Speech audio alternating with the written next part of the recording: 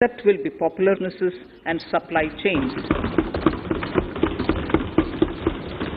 As a part of Atmanirbhar Bharat, 2,000 kilometers of network will be brought under Kavach, the indigenous world-class technology for safety and capacity augmentation in 2022-23. 400 new generation Vande Bharat trains will better energy efficiency and passenger riding experience will be developed and manufactured during the next 3 years. 100 PM Gati Shakti cargo terminals for multimodal logistics facilities will be developed during the next 3 years. Innovative ways of financing and faster implementation will be encouraged for building metro systems of appropriate type at scale. Multimodal connectivity between mass urban transport and railway stations will be facilitated on priority. Design of metro systems, including civil structures, will be reoriented and standardized for Indian conditions and needs. Parvat Mala. As a preferred ecologically sustainable alternative to conventional roads in difficult hilly areas, National Ropeways Development Program will be taken up on PPP mode. The aim is to improve connectivity and convenience for commuters, besides promoting tourism. This may also cover congested urban areas where conventional mass transit system is not feasible. Contracts for 8 such ropeway projects for a length of 60 kilometers will be awarded in 22-23.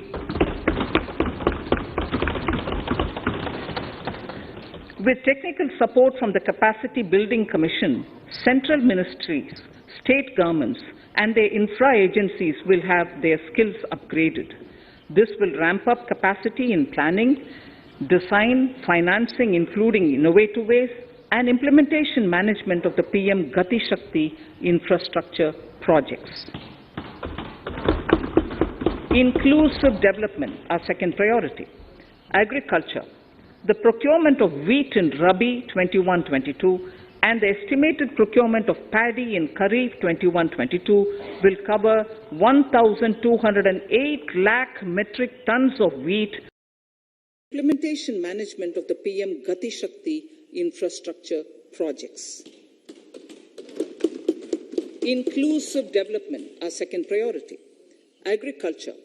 The procurement of wheat in Rabi 21-22 and the estimated procurement of paddy in Kharif 21-22 will cover 1,208 lakh metric tons of wheat and paddy from 163 lakh farmers and 2.37 lakh crores will be the direct payment of MSP value to their accounts. Chemical-free natural farming will be promoted throughout the country with a focus on farmers' lands in 5-kilometer wide corridors along the river Ganga at the first stage. 2023 has been announced as the International Year of Millets. Support will be provided for post-harvest value addition, enhancing domestic consumption, and for branding millet products nationally and internationally. To reduce our dependence on import of oil seeds, a rationalized and comprehensive scheme to increase domestic production of oil seeds will be implemented. For delivery of digital and high-tech services to farmers with involvement of public sector research and extension institutions, along with private agri-tech players and stakeholders of agri-value chains, a scheme in PPP mode will be launched.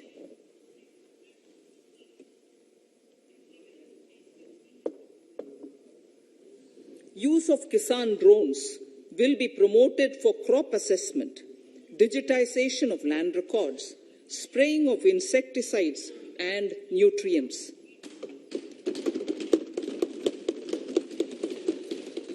States will be encouraged to revise syllabi of agricultural universities to meet the needs of natural, zero budget, and organic farming, modern day agriculture, value addition, and management.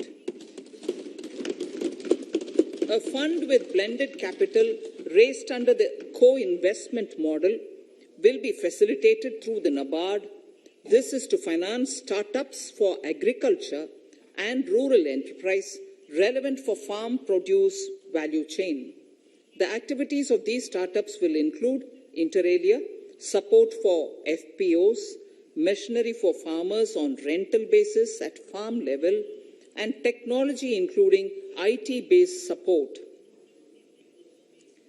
The implementation of the Kane-Betwa link project at an estimated cost of 44,605 crores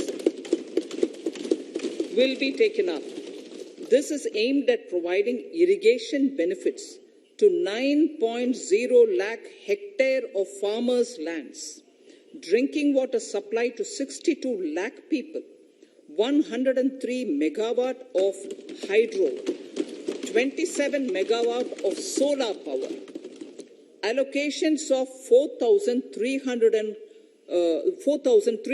crores of rupees in the RE 21-22 and 1,400 crores of rupees in 22-23 have been made for this project. Honorable Speaker, sir, draft DPRs for 5 river links, namely Daman-Ganga Pinjal, Par-Tapi Nirmala, Godavari Krishna, Krishna Pennar, and Pennar Kaveri have been finalized. Once a consensus is reached among the beneficiary states, the Centre will provide support for their implementation. For farmers to adopt suitable varieties of fruits and vegetables and to use appropriate production and harvesting techniques, our government will provide a comprehensive package with participation of state governments. MSMEs, Udyam, eShram, NCS and ASEEM portals will be interlinked. Their scope will be widened. They will now perform as portals with live organic databases, providing G2C, B2C, and B2B services. These services will relate to credit facilitation, skilling, and recruitment with an aim to further formalize the economy and enhance entrepreneurial opportunities for all. Emergency Credit Line Guarantee Scheme has provided the much-needed additional credit to more than 130 lakh MSMEs. This has helped them mitigate the adverse impact of the pandemic. The hospitality and related services, especially those by micro and small enterprises, are yet to regain their pre-pandemic level of business. Considering these aspects, the ECLGS will be extended up to March 2023, and its guarantee cover will be expanded by 50,000 crores of rupees to total cover of 5 lakh crores.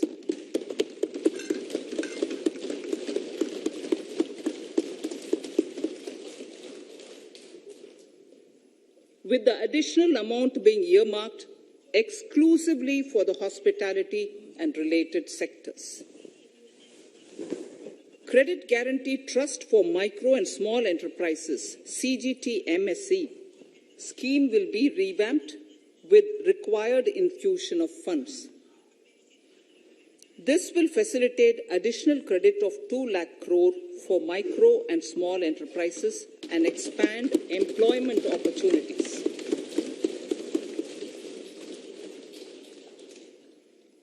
Raising and accelerating MSME performance, RAMP, program will outlay of 6,000 crore over 5 years will be rolled out. This will help MSME sector become more resilient, competitive, and efficient.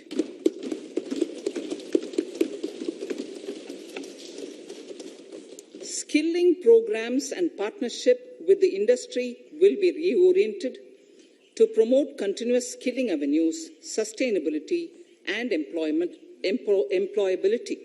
The National Skill Qualification Framework will be aligned with dynamic industry needs. Digital ecosystem for skilling and livelihood, the Desh Stack e-portal, will be launched. This aims to empower citizens to skill, reskill, or upskill through online training. It will also provide API-based trusted skill credentials, payment and discovery layers to find relevant jobs and entrepreneurial opportunities. Startups will be promoted to facilitate Drone Shakti through varied applications and for drone as a service. In select ITIs in all states, the required courses for skilling will be started. Due to the pandemic-induced closure of schools, our children, particularly in the rural areas and those from scheduled castes and scheduled tribes and other weaker sections, have lost almost 2 years of formal education. Mostly, these are children in government schools. We recognize the need to impart supplementary teaching and to build a resilient mechanism for education delivery. For this purpose, One Class, One TV channel program of PM E-Vidya will be expanded from 12 to 200 TV channels. This will enable all states to provide supplementary education in regional languages for classes 1 to 12.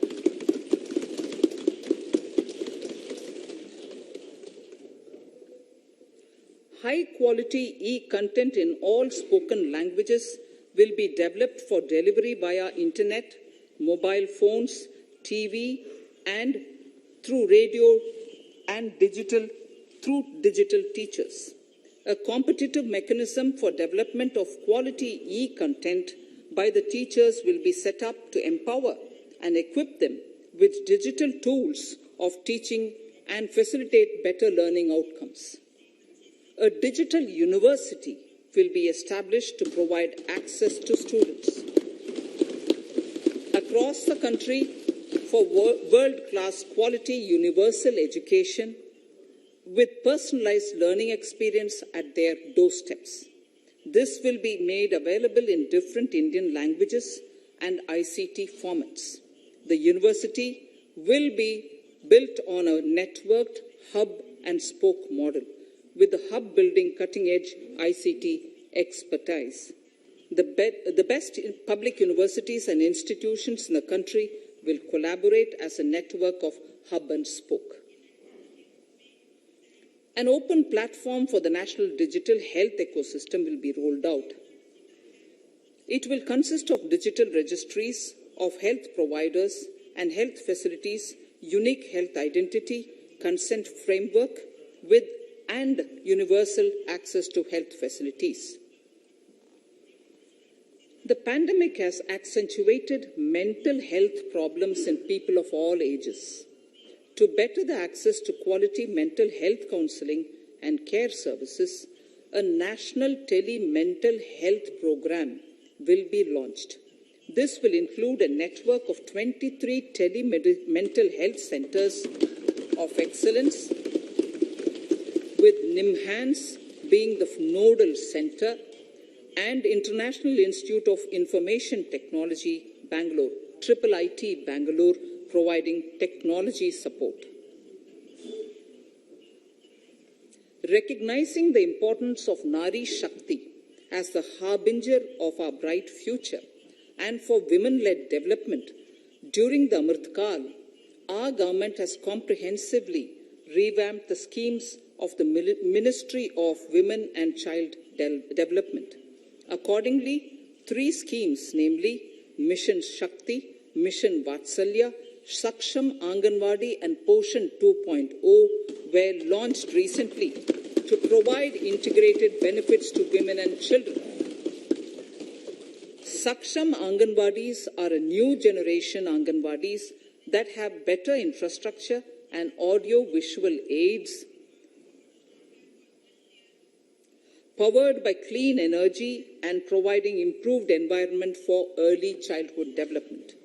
2 lakh Anganwadis will be upgraded under this scheme. Current coverage of Har Ghar Nal Se Jal is 8.7 crores. Of this, 5.5 crore households were provided tap water in last 2 years itself.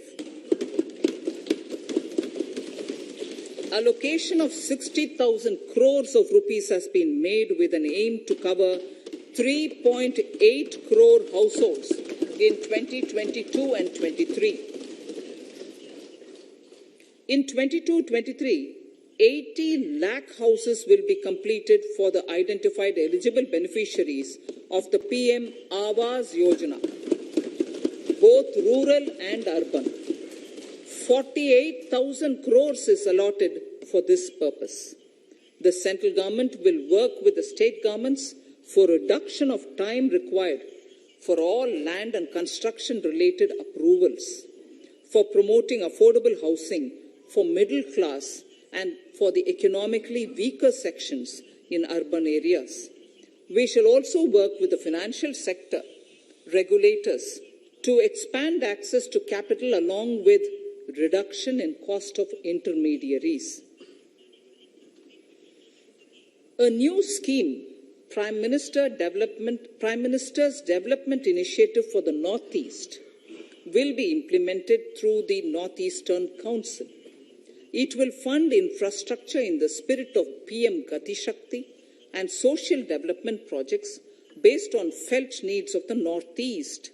This will enable livelihood activities for youth and women, filling the gaps in various sectors. It will not be a substitute for existing central or state schemes. While the central ministries may also post their candidate projects, priority will be given to those posted by the states. An initial allocation of 1,500 crores of rupees will be made, and the initial list of projects is given in Annexure 1 of my speech. Our vision to improve the quality of life of citizens in the most backward districts of the country through Aspirational Districts program has been translated into reality in a very short span of time. 95% of those 112 districts have made significant progress in key sectors such as health, nutrition, financial inclusion, and basic infrastructure. They have surpassed even some of the state average values.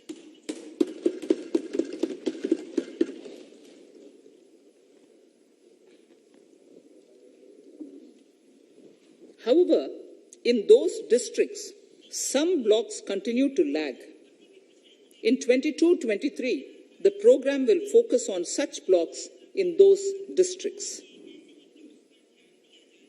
Border villages with sparse population, limited connectivity, and infrastructure often get left out from the development gains. Such villages on the northern border will be covered under a new Vibrant Villages program. The activities will include construction of village infrastructure, housing, tourist centers, road connectivity, provisioning of decentralized renewable energy, direct-to-home access for Doordarshan and educational channels, and support for their livelihood generation. Additional funding for these activities will be provided. Existing schemes will be converged. We will define their outcomes and monitor them on a constant basis. In 2022, 100% of 1.5 lakh post offices will come on the core banking system, enabling financial inclusion and access to accounts through net banking, mobile banking, ATMs, and also provide online transfer of funds between post office accounts and bank accounts. This will be helpful, especially for farmers and senior citizens in rural areas, enabling interoperability and financial inclusion. Honorable Speaker, sir, in recent years, digital banking, digital payments, and fintech innovations have grown at a rapid pace in the country. Government is continuously encouraging these sectors to ensure that the benefits of digital banking reach every nook and corner of the country in a consumer-friendly manner. Taking forward this agenda and to mark 75 years of our independence, it is proposed to set up 75 digital banking units in 75 districts of the country by scheduled commercial banks. The financial support for digital payment ecosystem announced in the previous budget will continue in 22-23 as well. This will encourage further adoption of digital payments. There will also be a focus to promote use of payment platforms that are economical and user-friendly. Sir, I move to the next priority.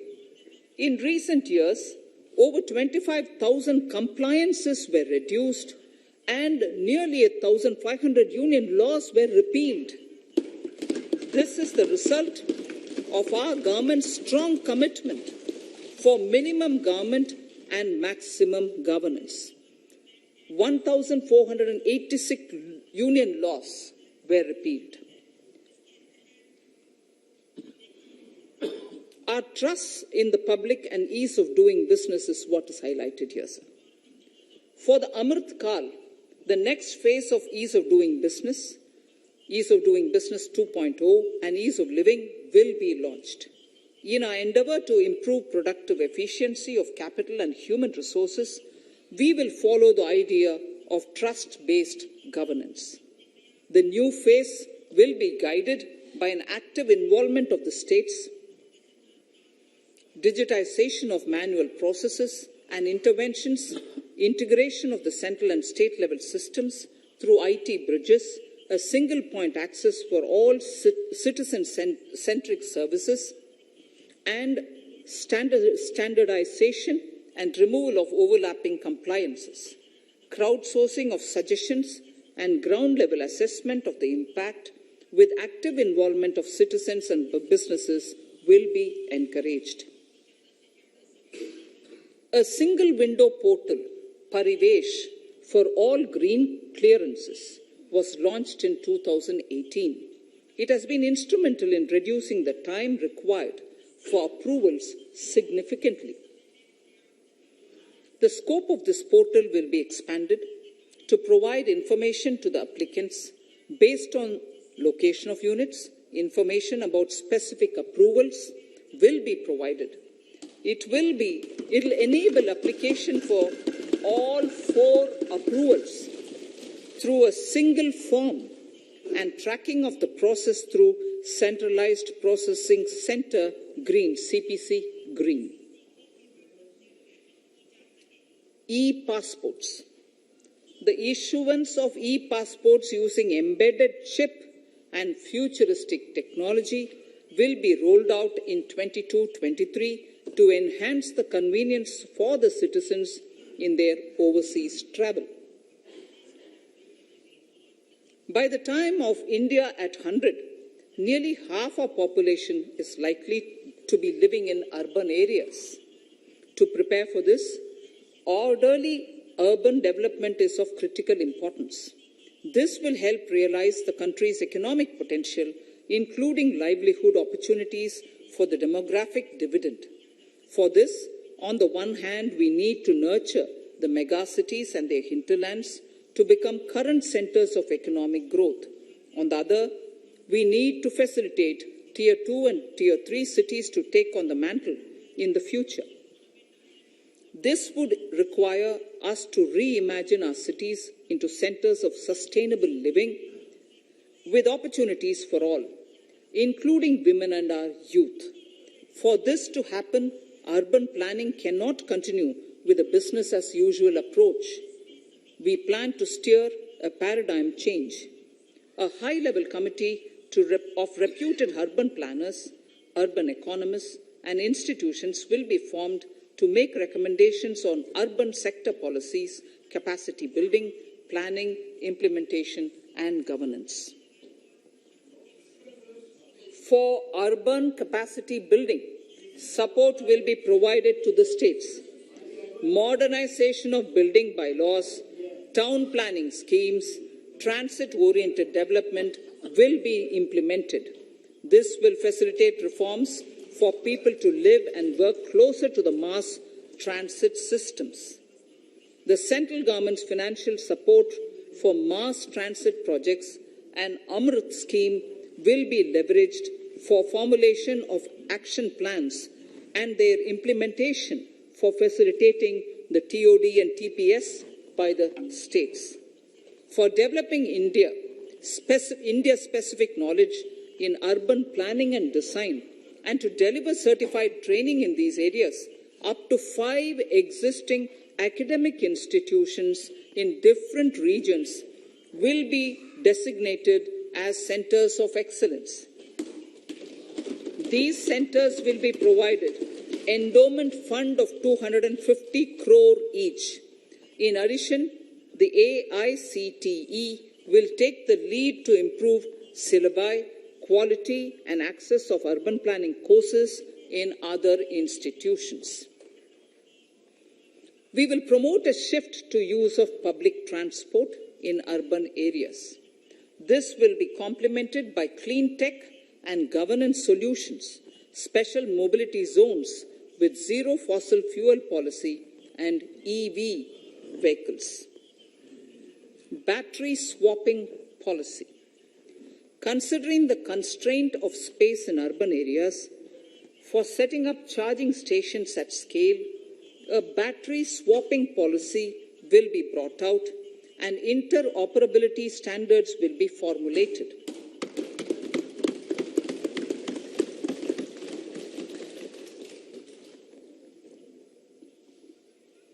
The private sector will be encouraged to develop sustainable and innovative business models for battery or energy as a service. This will improve efficiency in the EV ecosystem. Efficient use of land resources is a strong imperative. States will be encouraged to adopt unique land parcel identification number to facilitate IT-based management of records. The facility for transliteration of land records across any of the Schedule 8 languages will also be rolled out. The adoption of linkage with National Generic Document Registration System, NGDRS, with the One Nation, One Registration software will be promoted as an option for uniform process of registration and anywhere registration of deeds and documents. Necessary amendments in the code IBC will be carried out to enhance the efficiency of the resolution process and facilitate cross-border insolvency resolution. Accelerated corporate exit. Several IT-based systems have been established for accelerated registration of new companies. Now the Center for Processing Accelerated Corporate Exit, CPACE, will process re-engineering, will be established to facilitate and speed up the voluntary winding up of these companies from the currently required 2 years to less than 6 months. Government procurement. Government rules have recently been modernized for the needs of Amritkal. The new rules have benefited from the inputs from various stakeholders. The modernized rules allow use of transparent quality criteria besides cost and evaluation of complex tenders.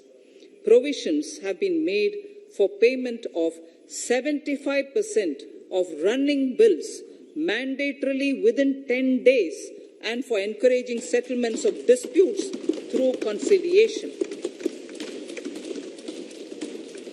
As a further step to enhance transparency and to reduce delays in payments, a completely paperless, end-to-end online e-bill system will be launched for use by all central ministries for their procurements.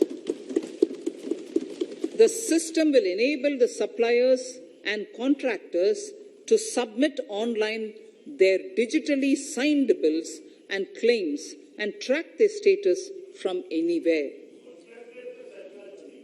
To reduce indirect cost for suppliers and work contractors, the use of surety bonds as a substitute for bank guarantee will be made acceptable in government procurements. Business such as gold imports may also find this useful. IRDAI, insurance regulator, has given the framework for issue of surety bonds by insurance companies. AVGC Promotion Task Force. The animation, visual effects, gaming and comic, the AVGC sector, offers immense potential to employ youth. An AVGC Promotion Task Force with all stakeholders will be set up to recommend ways to realize this and build domestic capacity for serving our markets and the global demand. Telecom sector. Telecommunications in general and 5G technology in particular can enable growth and offer job opportunities. Required spectrum auctions will be conducted in 2022 to facilitate rollout of 5G's mobile services within 2022-23 by private telecom providers. A scheme for design-led manufacturing will be launched to build a strong ecosystem for 5G as part of the production-linked incentive scheme.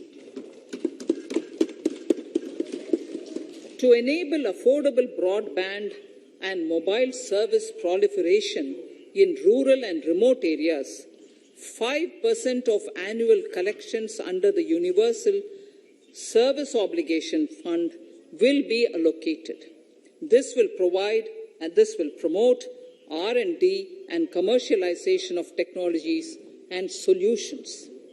Our vision is that all villages and their residents should have the same access to e-services, communication facilities, and digital resources as urban areas and their residents.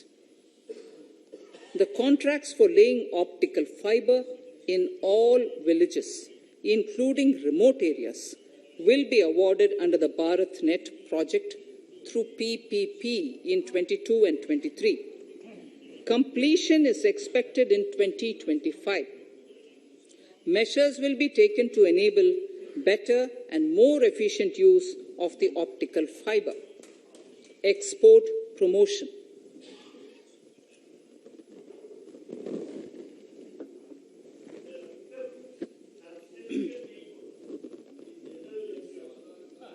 The Special Economic Zones Act will be replaced with a new legislation that will enable the states to become partners in development of enterprise and service hubs.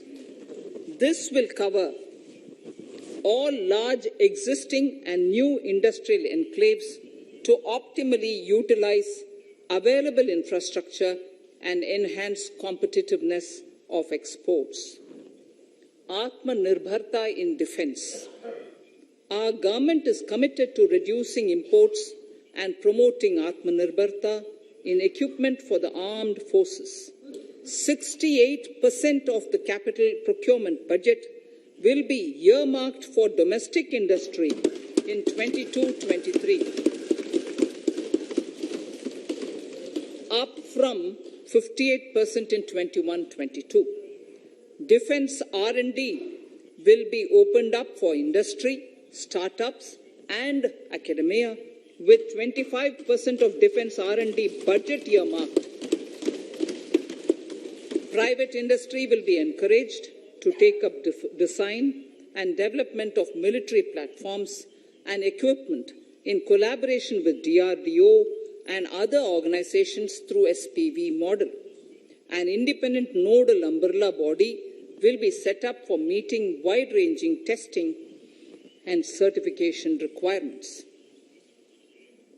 Artificial intelligence, geospatial systems and drones, semiconductor and its ecosystem, space economy, genomics and pharmaceuticals, green energy and clean mobility systems have immense potential to assist sustainable development at scale and modernize the country.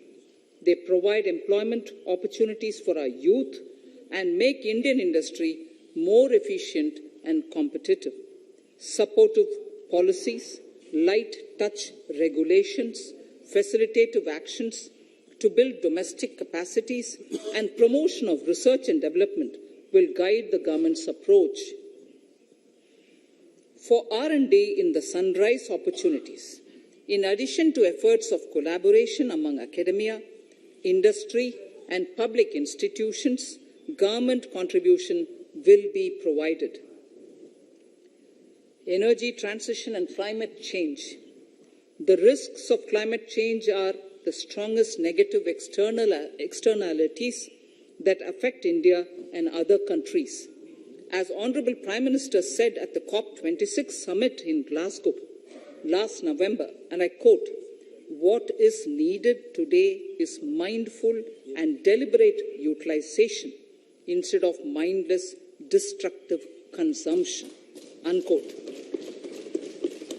The low-carbon development strategy, as enunciated in the Panchamrit that he announced is an important reflection of our government's strong commitment towards sustainable development.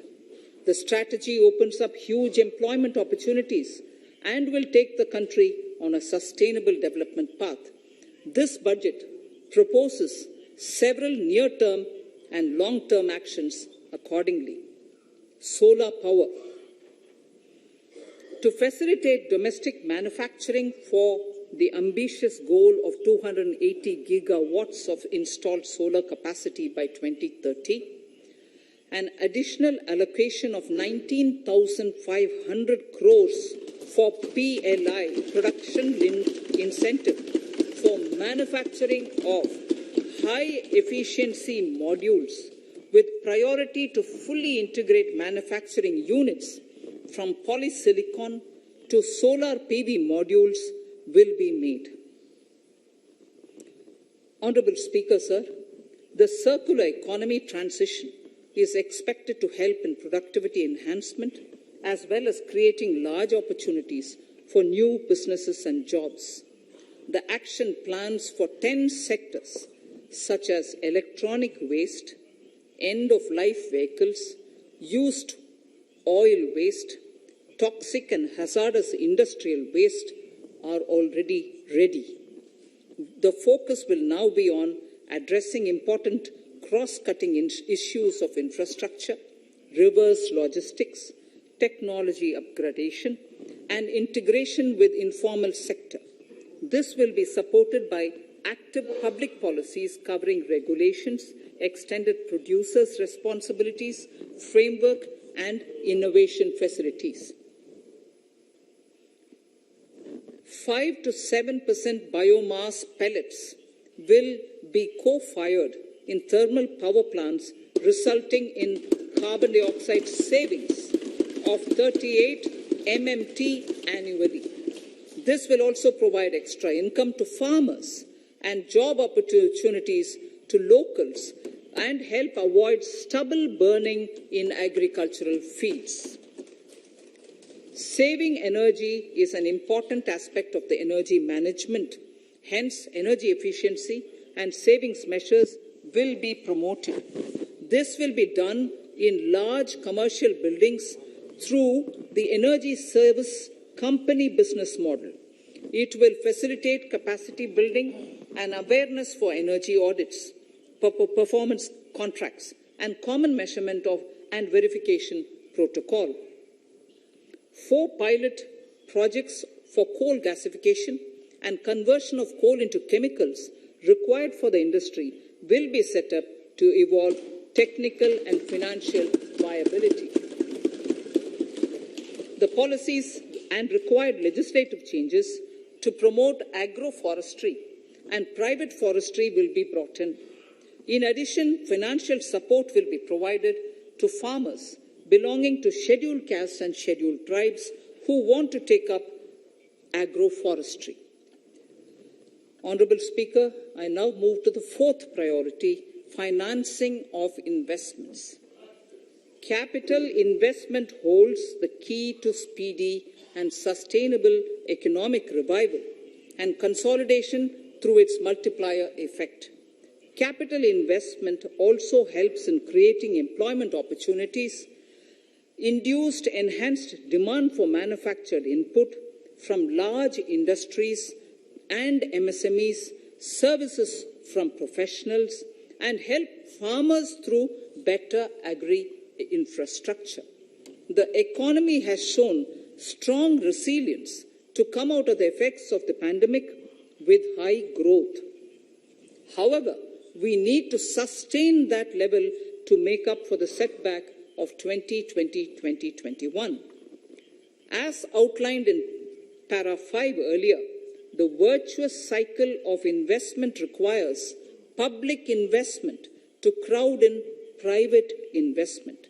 At this stage, private investments seem to require that support to rise to their potential and to the needs of the economy. Public investment must continue to take the lead and prime the private investment and demand in 2022-23.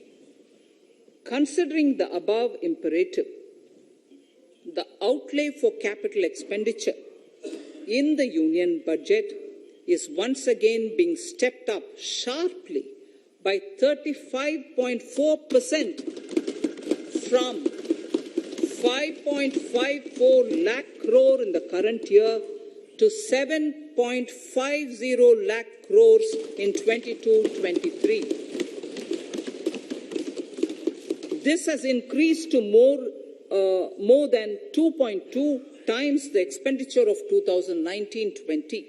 This outlay in 22-23 will be 2.9% of the GDP.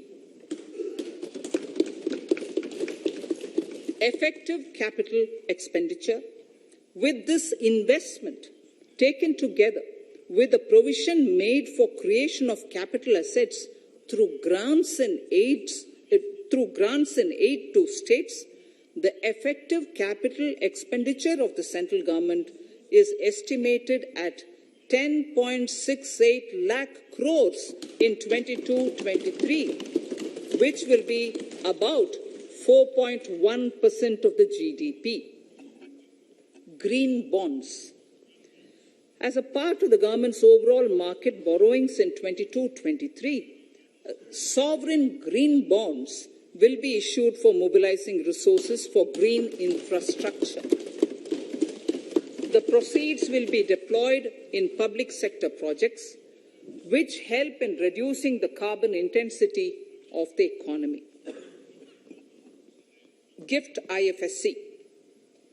World-class foreign universities and institutions will be allowed in the gift city to offer courses in the financial management, fintech, science, technology, engineering, and mathematics free from domestic regulations, except those by the IFSCA to facilitate availability of high-end human resources for financial services and Technology.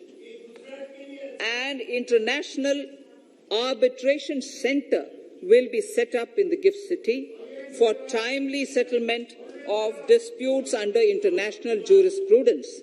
Services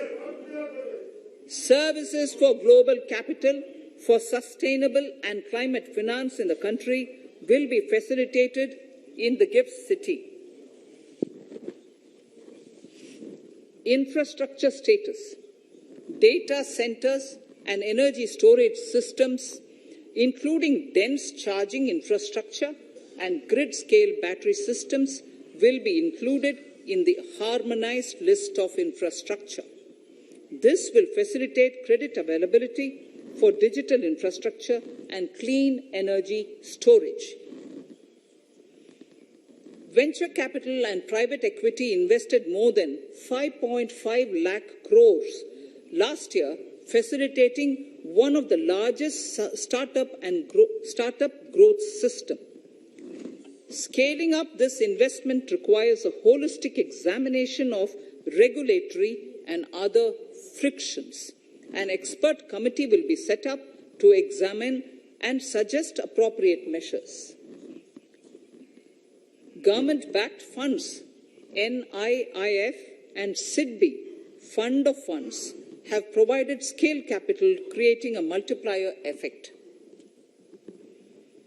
For encouraging important sunrise sectors such as climate action, deep tech, digital economy, pharma, and agri-tech, the government will promote these thematic funds for blended finance, with the government share being limited to 20% and the funds being managed by private fund managers.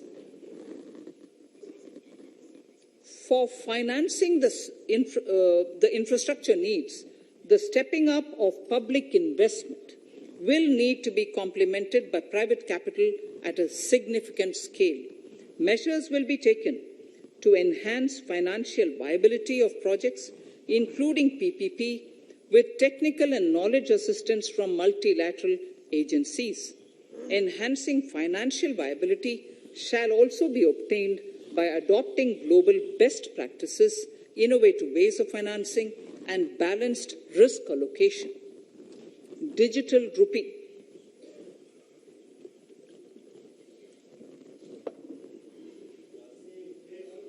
Introduction of a central bank digital currency will give a big boost to digital economy. Digital currency will also lead to a more efficient and cheaper currency management system.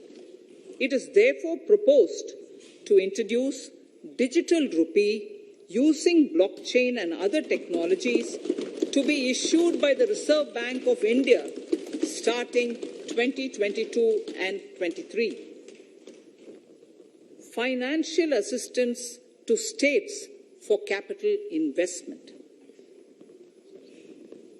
Reflecting the true spirit of cooperative federalism, the central government is committed to bolstering the hands of the states in enhancing their capital investment towards creating productive assets and generating remunerative employment. The scheme for financial assistance to states for capital investment has been extremely well received by the states. In deference to the requests received during my meeting with the chief ministers and state finance ministers, the outlay for this scheme is being enhanced from 10,000 crores in the budget estimates to 15,000 crores in the revised estimates for the current year.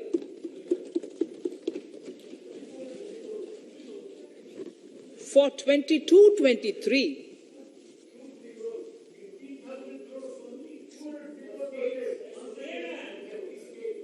I'll repeat that sentence for the benefit of many of our honourable members.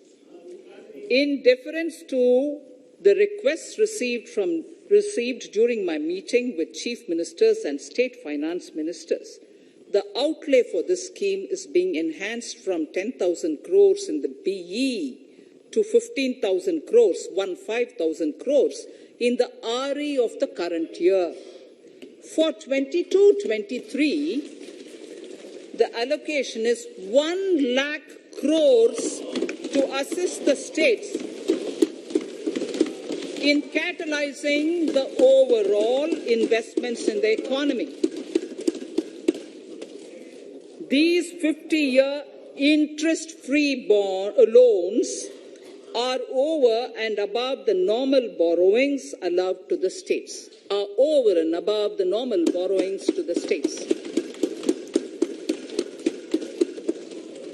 This allocation will be used for PM Gati Shakti related and other productive capital investments of the states. It will also include components for supplemental funding for priority segments of PM Gram Sadak Yojana, including support for the state share, digitization of the economy, including digital payments and completion of OFC network, and reforms related to building bylaws, town planning schemes, transit-oriented development, and transferable development rights. In 22-23, in accordance with the recommendations of the 15th Finance Commission, the states will be allowed a fiscal deficit of 4% of the GSDP, of which 0.5% will be tied to power sector reforms, for which the conditions have already been communicated in 21-22.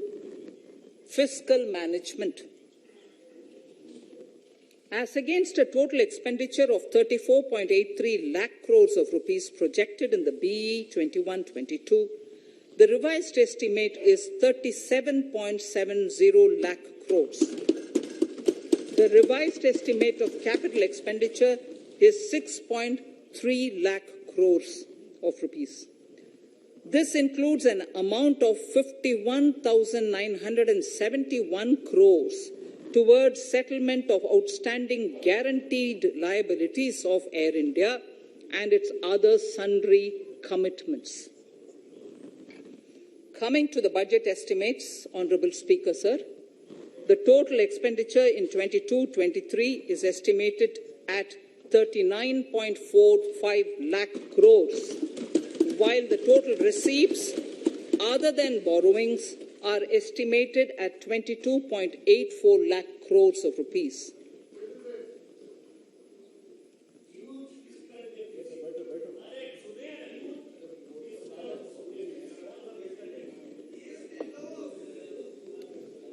The revised fiscal deficit, Honourable Speaker, in the current year is estimated at 6.9% of the GDP, as against 6.8% projected in the budget estimates. The fiscal deficit is in 22-23 is estimated at 6.4% of the GDP, which is consistent with the broad path of the fiscal consolidation announced by me last year to reach a fiscal deficit level below 4.5% by 25-26. While setting the fiscal deficit level in 22-23, I am conscious of the need to nurture growth through public investment to become stronger and sustainable. I will now move to Part B of my speech.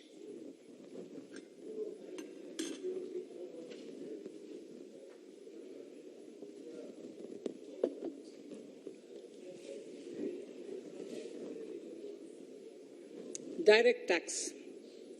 Honourable Speaker, sir, I take this opportunity to thank all the taxpayers of our country who have contributed immensely and strengthened the hands of the government in helping their fellow citizens in this hour of need. So I have brought in a little verse from the Mahabharata. I wouldn't spend more time reading because I would like the speech to get enough time. However, the substance of it is the king must make arrangements for yoga kshema, which is the welfare of the populace, by way of abandoning any laxity and by governing the state in line with dharma, along with collecting taxes which are in consonance with dharma. This is Mahabharata Shanti Parva Adhyaya, Shloka 11 from 72. Drawing wisdom from our ancient texts, we continue on the path to progress. The proposals in this budget, while continuing with our declared policy of stable and predictable tax regime, intend to bring more reforms that will take ahead our vision to establish a trustworthy tax regime. This will further simplify the tax system, promote voluntary compliance by taxpayers, and reduce litigation. Introducing new updated return.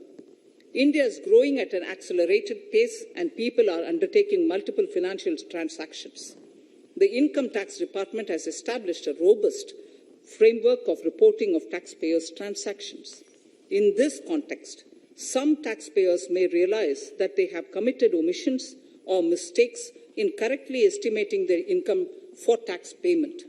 To provide an opportunity to correct such errors, I am proposing a new provision permitting taxpayers to file an updated return on payment of additional tax.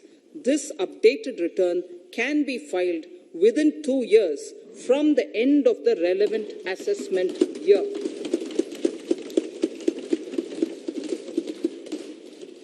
Honourable Speaker, sir, presently, if the department finds out that some income has been missed out by an assessee, it goes through a lengthy process of adjudication.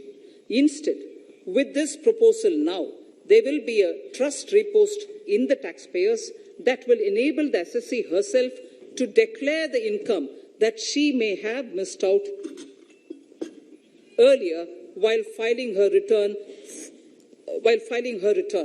Full details of the proposal are given in the finance bill. It is an affirmative step in the direction of voluntary compliance.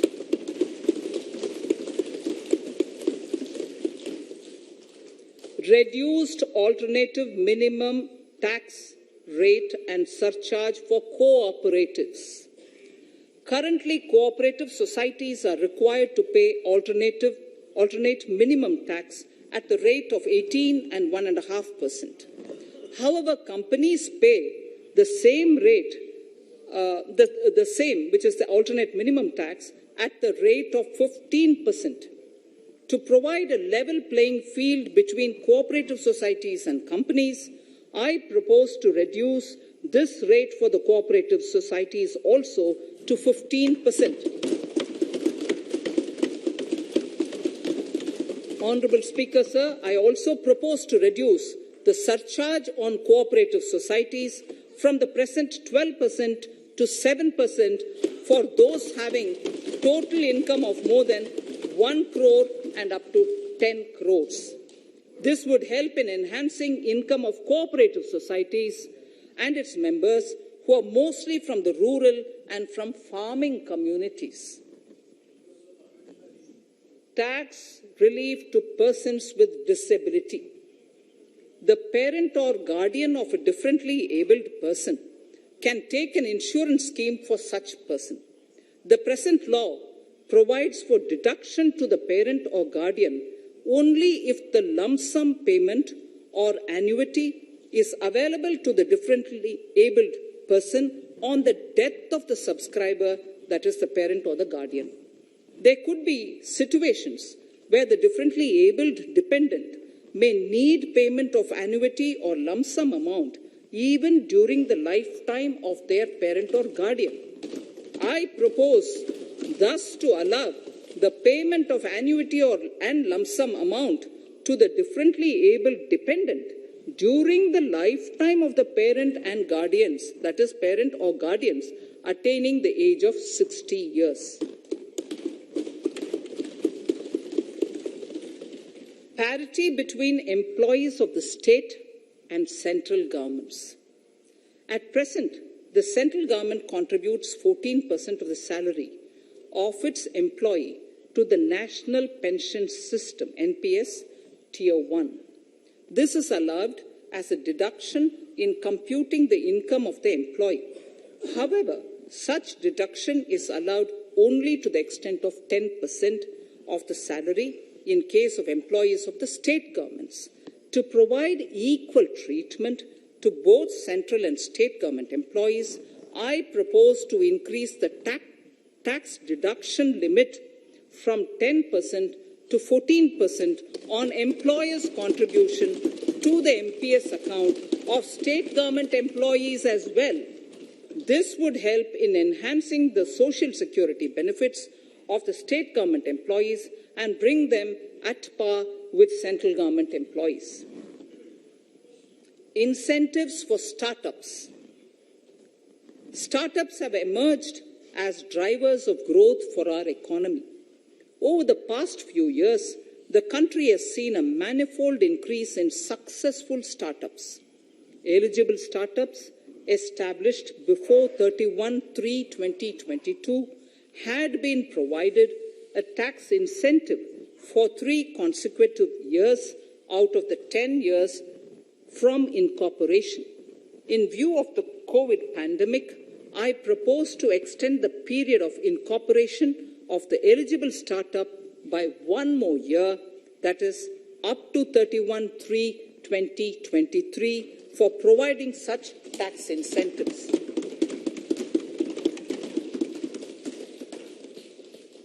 Incentives for newly incorporated manufacturing entities under concessional tax regime. In an effort to establish a global competitive business environment for certain domestic companies, a concessional tax regime of 15% was introduced by our government for newly incorporated domestic manufacturing companies. I propose to extend the last date for commencement of manufacturing or production under Section 115B(ab) by 1 more year, that is from 31st March 2023 to 31st March 2024.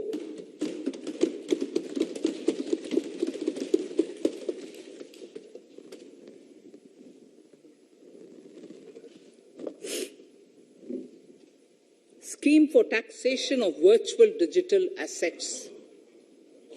There has been a phenomenal increase in transaction in virtual digital assets. The magnitude and frequency of these transactions have made it imperative to provide for a specific tax regime. Accordingly, for the taxation of virtual digital assets, I propose to provide that any income from transfer of any virtual digital asset shall be taxed at the rate of 30%, 30%. No deduction in respect of any expenditure or allowance shall be allowed while computing such income except cost of acquisition. Further, loss from transfer of virtual digital asset cannot be set off against any other income. Further, in order to capture the transaction details, I also propose to provide for TDS on payment made in relation to transfer of virtual digital asset at the rate of 1% of such consideration above a monetary threshold. Gift of virtual digital asset is also proposed to be taxed in the hands of the recipient.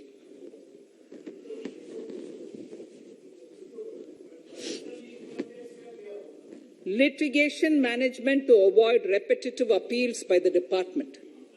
It has been observed that a lot of time and resources are consumed in filing of appeals which involve identical issues.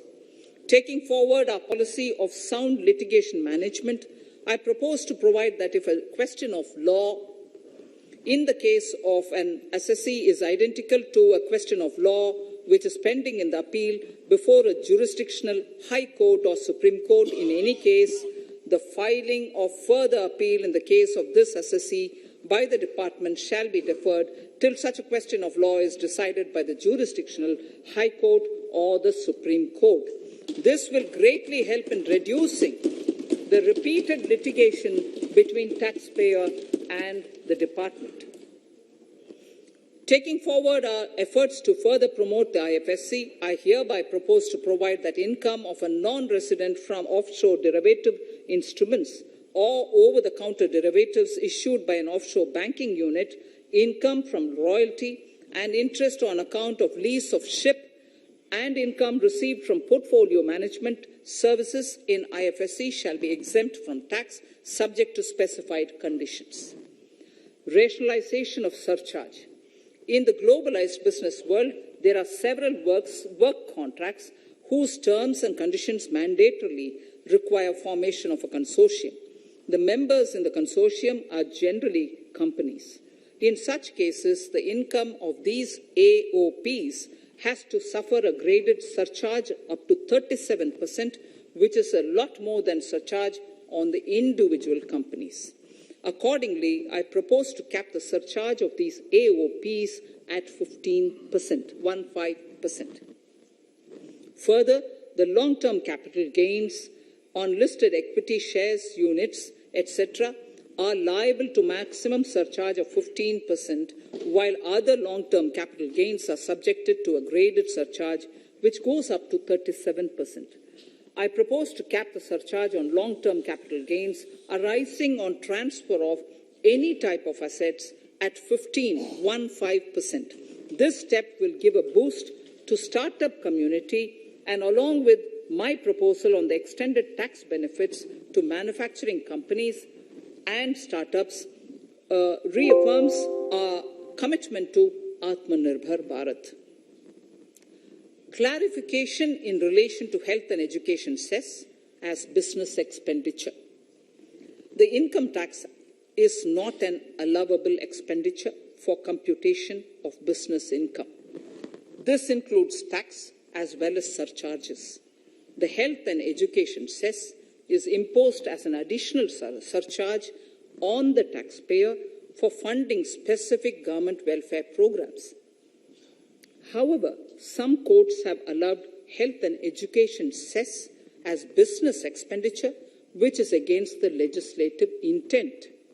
To reiterate the legislative intent, I propose to clarify that any surcharge or cess on income and profits is not allowable as business expenditure. Deterrence against tax evasion. Honourable Speaker, sir, presently there is ambiguity regarding set-off of brought forward loss against undisclosed income detected in search operations. It has been observed that in many cases where undisclosed income or suppression of sales, etc., is detected, payment of tax is avoided by setting off of losses. In order to bring certainty and to increase deterrence among tax evaders, I propose to provide that no set-off of any loss shall be allowed against undisclosed income detected during search and survey operations.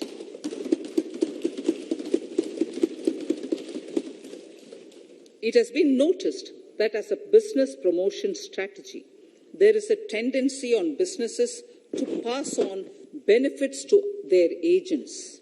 Such benefits are taxable in the hands of the agents. In order to track such transactions, I propose to provide for tax deduction by the person giving benefits if the aggregate value of such benefits exceeds 20,000 rupees during the financial year. A few other changes are being made, the details of which are there in the finance bill. Indirect taxes. So remarkable progress in GST. GST has been a landmark reform of independent India, showcasing the spirit of cooperative federalism. While aspirations were high, there were huge challenges too. These challenges were overcome deftly and painstakingly under the guidance and the oversight of the GST Council. We can now take pride in a fully IT-driven and progressive GST regime that has fulfilled the cherished dream of India as one market, one tax. There are still some challenges remaining, and we aspire to meet them in the coming year. The right balance between facilitation and enforcement has engendered significantly better compliance, and enforcement has engendered better compliance. GST revenues are buoyant despite the pandemic. I would bring in something which I've got to know this morning, not part of my speech, but worth putting in here for the knowledge of the Honourable House. I would like to bring to the notice of this House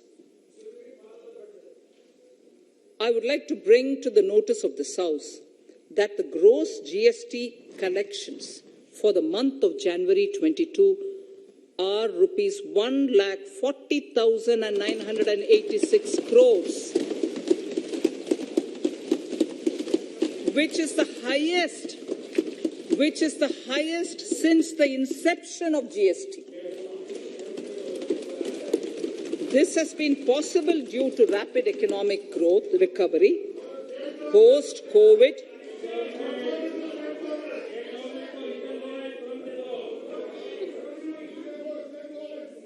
This has been possible due to the rapid economic recovery post-COVID, as well as various policy and administration undertaken by central and state tax administrations.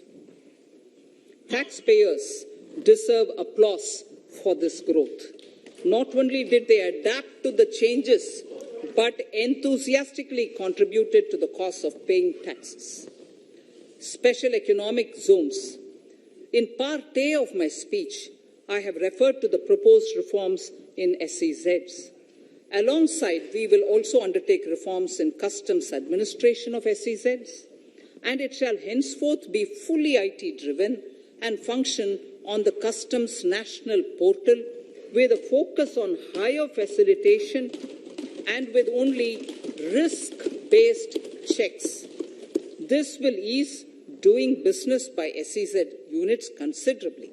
This reform shall be implemented by 30th September 2022. Customs reforms and duty rate changes. Customs administration has reinvented itself over the years through liberalized procedures and infusion of technology. Faceless customs has been fully established. During COVID-19 pandemic, customs formation have done exceptional frontline work against all odds, displaying agility and purpose. Customs reforms have played a very vital role in domestic capacity creation, providing level playing field to our MSMEs, easing the raw material supply side constraints, enhancing ease of doing business, and being an enabler to other policy initiatives such as PLI and phased manufacturing plans. My proposal on customs side are aligned to these objectives. Project imports and capital goods.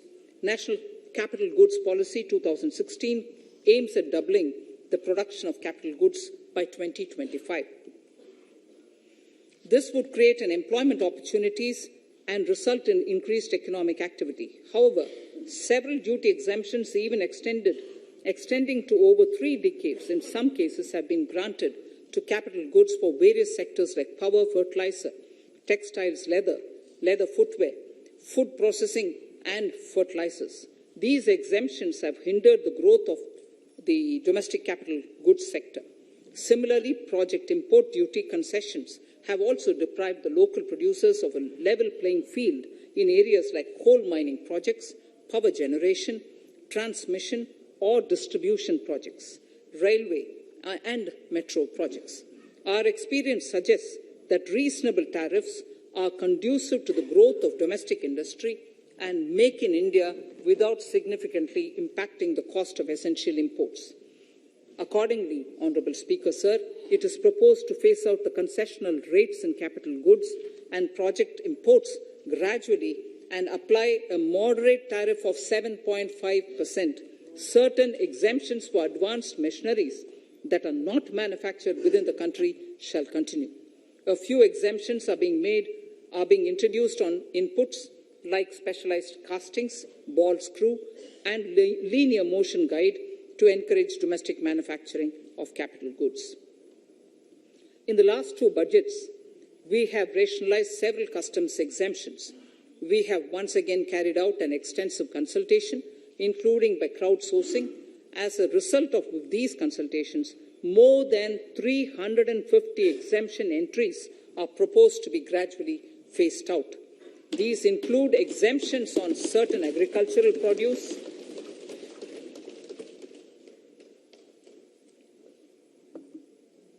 chemicals, fabrics, medical devices and drugs, and medicines for which sufficient domestic capacity exists. Further, as a simplification measure, several concessional rates are being incorporated in the customs tariff schedule itself instead of prescribing them through various notifications. This comprehensive review will simplify the customs rate and tariff structure, particularly for sectors like chemicals, textiles, and metals, and minimize disputes. Removal of exemption on items which are or can be manufactured in India, and providing concessional duties on raw material that go into manufacturing of intermediate products will go many a step forward in achieving our objective of Make in India and Atmanirbhar Bharat. I shall now take up specific sector-specific proposals. Electronics. Electronic manufacturing has been growing rapidly. Customs duty rates are being calibrated to provide a graded rate structure to facilitate domestic manufacturing of wearable devices, hearable devices, and electronic smart meters. Duty concessions are being given to parts of transformer of mobile phone chargers and camera lens of mobile camera module and certain other such items. This will enable domestic manufacturing of high-growth electronic items. Gems and jewelry. To give a boost to the gems and jewelry sector, customs duty on cut and polished diamonds and gemstones is being reduced to 5%. Simply sawn diamond would attract nil customs duty. To facilitate export of jewelry through e-commerce, a simplified regulatory framework shall be implemented by June this year to disincentivize import of undervalued imitation jewelry. The customs duty on imitation jewelry is being prescribed in a manner that a duty of at least 400 rupees per kg is paid on its import. Chemicals. Customs duty on certain critical chemicals, namely methanol, acetic acid, and heavy feedstocks for petroleum refining are being reduced, while duty is being raised on sodium cyanide, for which adequate capacity in the domestic arena exists. These changes will help in enhancing domestic value addition. MSMEs. Duty on umbrellas is being raised to 20%. Exemption to parts of umbrellas is being withdrawn. Exemption is also being rationalized on implements and tools for agricultural sector which are manufactured in India. Customs duty exemption given to steel scrap last year is being extended for another year to provide relief to MSME secondary steel producers. Certain anti-dumping and CVD on stainless steel and coated steel flat products, bars of alloy steel and high-speed steel are being revoked in larger public interest considering prevailing high prices of metals. To incentivize exports, exemptions are being provided on items such as embellishment, trimmings, fasteners, buttons, zipper, lining material, specified leather, furniture fittings, and packaging boxes that may be needed by bona fide exporters of handicrafts, textiles, leather garments, leather footwear, and other goods. Honourable Speaker, sir, duty is being reduced on certain inputs required for shrimp aquaculture so as to promote its exports. Tariff measure to encourage blending of fuel. Blending of fuel is a priority for this government. To encourage the efforts for blending of fuel, unblended fuel shall attract an additional differential excise duty of Rs 2 per litre from first day of October 22. A few other changes are being made in duty rates, customs, tariff and customs law, the details of which are there in the finance bill. Mr. Speaker, sir, with these words, I commend the budget to this august House. Thank you. Item number item number 2, Shrimati Nirmala Sitharaman ji.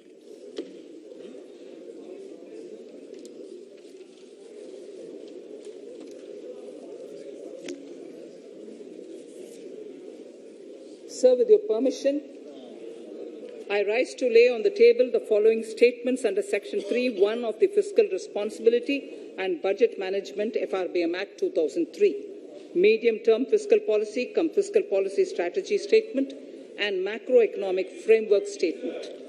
Item number 3, वित्त विधेयक 2020, Nirmala Sitharaman ji. Sir, item number 3, Finance Bill. Sir, with your permission, I rise to move for leave to introduce the Finance Bill 2022. प्रश्न ये कि वित्त विधेयक को पुनर्स्थापित करने की अनुमति प्रदान की जाए। जो सदस्य इसके पक्ष में हाँ कहें, जो सदस्य विरोध में ना कहें। मेरे विचार में निर्णय हाँ वालों के पक्ष में, हाँ वालों के पक्ष में। माननीय मंत्री जी, वित्त विधेयक को पुनर्स्थापित करें। Sir, I introduce the bill. सभा की कार्रवाई कल बुधवार दिनांक 2 फरवरी 2022 को 4:30 बजे तक के लिए स्थगित की जाती है।